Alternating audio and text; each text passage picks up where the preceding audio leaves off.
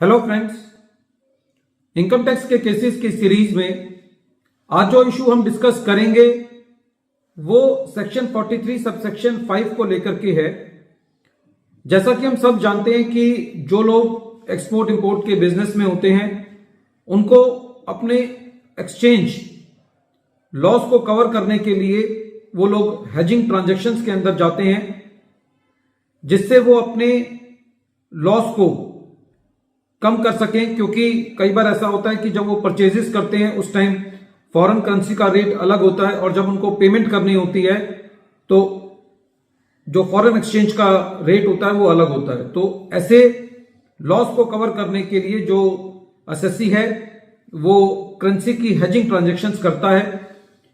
जब भी उन ट्रांजैक्शंस के अंदर या उस हेजिंग की वजह से एसएससी कोई एक्सपेंस बुक करता है तो असेसिंग ऑफिसर उसको स्पेकुलेटिव ट्रांजैक्शंस मान लेते हैं और उसको डिसअलाउ कर देते हैं, या ये कहते हैं कि ये जो स्पेकुलेशन लॉस है ये स्पेकुलेशन गेन से ही सेट ऑफ होना चाहिए।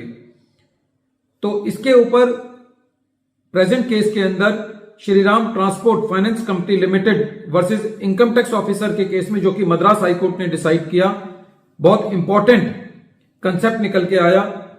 ये मैटर 460 आईटीआर पेज नंबर 66 पर रिपोर्ट हुआ। केस का जजमेंट 30 जून 2022 को आया। जैसा कि हम जानते हैं कि सेक्शन 43 सबसेक्शन 5 जो है वो मोटे तौर पे ये कहता है कि यदि कोई ट्रांजैक्शंस की जाती हैं जिसके अंदर कमोडिटी इन्वॉल्व है या स्टॉक और शेयर्स इन्वॉल्व हैं और जहां पर एसएससी उस ट्रांजैक्शन को पूरा करने के लिए स्टॉक्स की या कमोडिटी की डिलीवरी नहीं लेता, तो ऐसी परिस्थिति में वो ट्रांजैक्शन स्पेकुलेटिव कहलाएंगी सेक्शन 43 सबसेक्शन 5 के मुताबिक। लेकिन यदि हम उस सेक्शन की डीप में जाते हैं तो उस सेक्शन के अंदर जो डेरिवेटिव कॉन्ट्रैक्ट्स हैं उनको कवर नहीं किया गया है। दूसरा, प्रेजेंट केस के अंदर एसएससी का हेजिंग ट्रांजैक्शंस की वजह से जो एक्सपेंस आ रहा था उसको असेसिंग ऑफिसर ने ये कहा कि ये सेक्शन 43 सबसेक्शन 5 के मुताबिक ये स्पेकुलेटिव है। जब ये मैटर मद्रास हाईकोर्ट के पास था तो मद्रास हाईकोर्ट का ये कहना था कि जो सेक्शन 43 सबसेक्शन 5 है उसके अंदर कमोडिटीज कवर है, स्टॉक्स कवर है, शेयर्स कवर है। लेकिन जो एसएससी की ट्रांजैक्शंस हैं ना तो वो कमोडिटी से में फॉल करती है, ना स्टॉक्स में फॉल करती है, ना शेयर्स में फॉल करती है, क्योंकि एसएससी ने करेंसी की हेजिंग की है। जो करेंसी है वो ना तो स्टॉक की डेफिनेशन में आती है ना वो शेयर्स की डेफिनेशन में आती है। इसीलिए ये नहीं कहा जा सकता कि जो एसएससी ने अपने बिजनेस की रिक्वायरमेंट के लिए करेंसी का हेजिंग किया है उसकी वजह से यदि कोई एक्सपेंस एसएससी बुक करता है या लॉस होता है तो वो स्पेकुलेटिव लॉस होगा।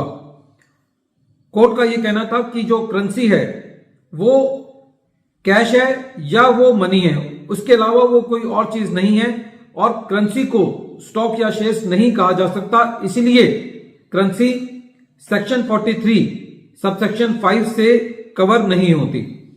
कोर्ट ने section 2 clause 7 of the sale of goods act का भी हवाला देते हुए ये कहा कि सेल ऑफ गुड्स एक्ट के अंदर जो गुड्स को डिफाइन किया गया है उसके अंदर मूवेबल प्रॉपर्टी आती है other than actionable claims and money. क्योंकि एसएससी ने करेंसी में डील किया है इसीलिए section 2 clause 7 of the sale of goods act के मुताबिक भी वो सेक्शन 43 सबसेक्शन 5 के अंदर फॉल नहीं करती।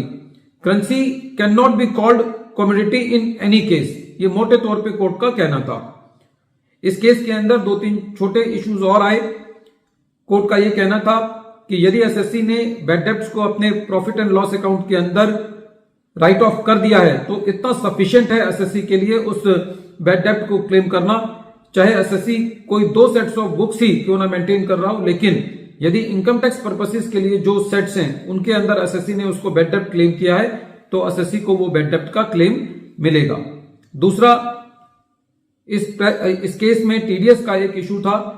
एसएससी का यह कहना था कि एसएससी ने कोई टीडीएस पे करना था जो कि किसी और ने एसएससी के बिहाफ पर पे करके जमा करा दिया था, तो कोर्ट का ये कहना था कि यदि टीडीएस की लायबिलिटी है वो एसएससी स्पेसिफिक होती है, यदि एसएससी की लायबिलिटी है तो एसएससी ही उसको पे करेगा, उसके रिटर्न फाइल करेगा। यदि किसी और ने की है तो उसका बेनिफिट एसएससी को नहीं मिलेगा और ये एसएससी के पार्ट पे इसका डिफॉल्ट माना जाएगा। प्रेजेंट केस में कोर्ट ने यह भी कहा कि जो एम्प्लॉय स्टॉक ऑप्शन प्लान के जो एक्सपेंसेस होते हैं वो रेवेन्यू इन नेचर होते हैं और एसएससी को उनकी डिडक्शन मिलेगी। सेक्शन 14A पर कोर्ट का यह कहना था कि यदि असेसिंग ऑफिसर सेक्शन 14A को अप्लाई करता है तो इससे पहले असेसिंग ऑफिसर की यह जिम्मेदारी है कि जो एसएससी ने क्लेम किया है कि एसएससी का कोई खर्चा नहीं हुआ एग्जेम्प्ट इनकम को कमाने के लिए, या एसएससी ये कहता है कि मेरा ये खर्चा हुआ है, तो पहले एसएससी को उस क्लेम को चैलेंज करना होगा, तभी असेसिंग ऑफिसर सेक्शन 14A पर डायरेक्टली जंप कर सकता है। वीडियो के अंत में एक बार फिर मैं केस का नाम रिपीट कर रहा हूं। केस का नाम है Shriram transport finance company limited versus income tax officer, और ये केस 460 ITR पेज नंबर 66 पर रिपोर्ट हुआ। मैटर मद्रास हाई कोर्ट ने डिसाइड किया और इस केस का जजमेंट 30 जून 2022 को आया। Thank you friends.